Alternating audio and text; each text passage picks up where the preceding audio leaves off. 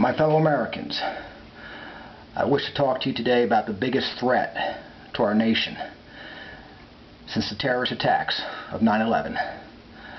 This past week, our entire financial system has come to the brink of total collapse. Over the past year, the Federal Reserve has tried to alleviate the credit crisis by lowering interest rates, providing a multitude of auction facilities and various discount windows in an effort to provide liquidity to the financial markets. More recently, the Fed has facilitated the orderly collapse of Bear Stearns. In addition, the bailout of Fannie Mae and Freddie Mac, with eventual cost to taxpayers of $1 trillion to keep the mortgage industry functioning, and the bailout of AIG, the largest insurance company in the world, from collapsing, and setting into motion a torrent of cascading cross defaults in the $500 trillion derivatives market, and bringing down the whole economic system, have failed. This crisis began a long time ago with the Federal Reserve Act of 1913 and the closing of the gold window in 1971.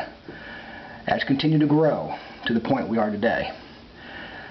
Government intervention in the free market is the root cause of this current crisis. Therefore, government will provide the solution. I am proposing the biggest bailout in American history. The Secretary of Treasury, Henry Paulson, the Chairman of the Federal Reserve, Bernanke, and I are working with Congress on a legislative proposal for taxpayers to purchase mortgage-related assets. This act will allow Treasury Department to purchase mortgage-related assets to provide stability and preventing disruption to the financial markets and banking system and protecting taxpayers. The maximum amount of authorized purchases under this act shall be limited to $700 trillion at any one time.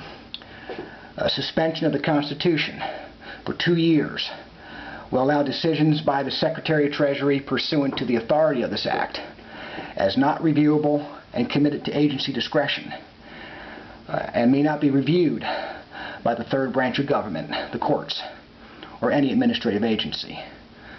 I am asking for dictatorial power to address this threat to our national security and the American way of life. My fellow Americans, government got us into this mess, and with God's blessing and the strength and support of the American people, my administration, working with Congress, will see us through this crisis. The U.S. economy is strong and resilient. I ask only one thing from each of you: